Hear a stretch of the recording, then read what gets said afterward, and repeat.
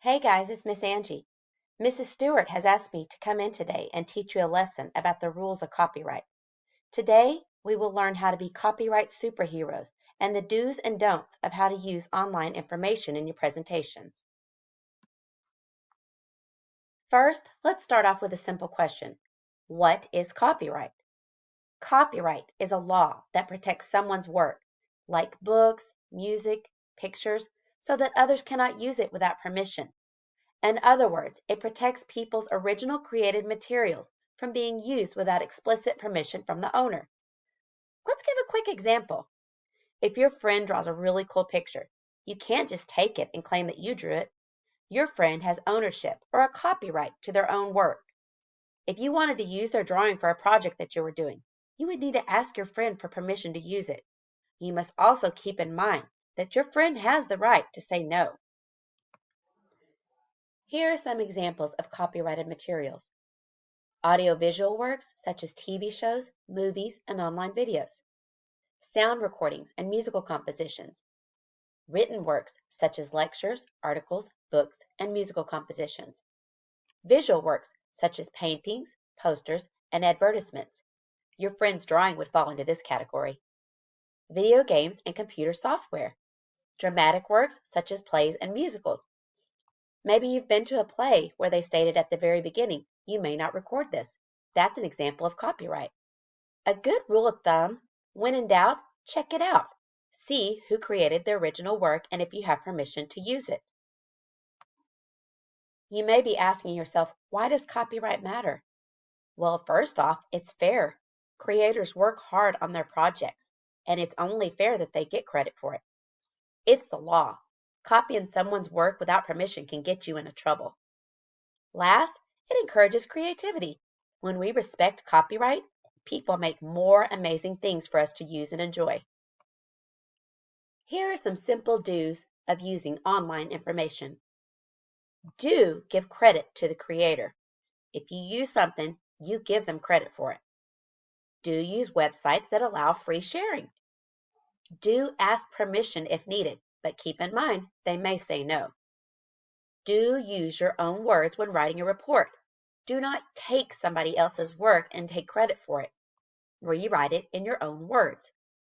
Do look for public domain or free to use images. Just as we have the do's, we also have some don'ts of using online information.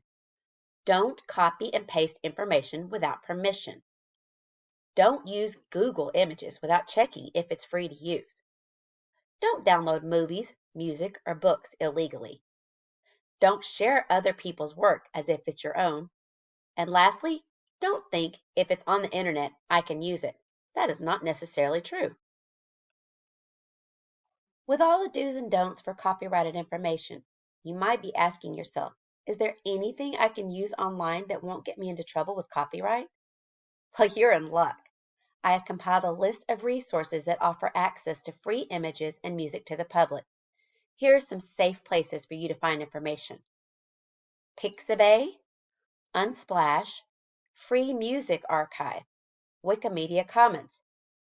Here's a tip for you. Look for Creative Commons or public domain labels. Those are safe to use. Here is another example of copyright infringement. On this slide, I have put two images of a famous copyright case.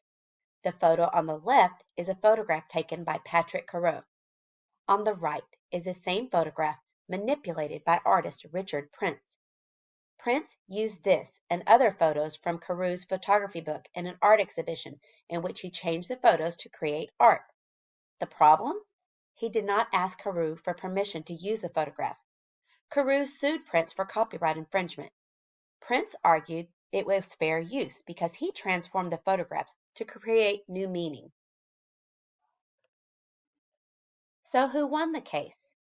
In the copyright infringement case of Carew versus Prince, artist Prince used images from Carew's photography book to create an art exhibit. The problem with this is that Prince did not ask Carew for permission to use these photos. Carew took Prince to court where Prince argued that under fair use, he was allowed to transform the photos for artistic purposes. The outcome? A judge agreed that Prince transformed the photos enough to be acceptable under fair use guidelines. Now you may be asking yourself, was the judgment fair? My personal opinion is that it was copyright infringement. Yes, Prince did transform the photographs for the sake of art. However, I feel that he needed to ask Carews' permission to use the photographs, especially considering he would be profiting from the sales of his artwork. But since a judge ruled in favor of Prince, Carew has no more legal recourse he can take. So was it fair? In my personal opinion, no, it was not. Mrs. Stewart and I have come up with an assignment that will help you to demonstrate your understanding of copyright rules. Working in teams, you will create a 5 to 7 slide presentation that displays your knowledge of copyright.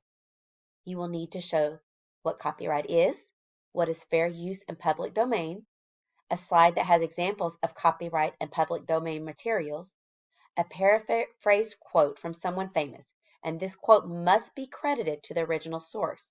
And there needs to be a reference slide that gives credit for the sources you use. You must also create a title slide. This rubric is your guideline for your presentation. There are an overall 20 points that can be earned for this project. Our Be a Copyright Superhero summary.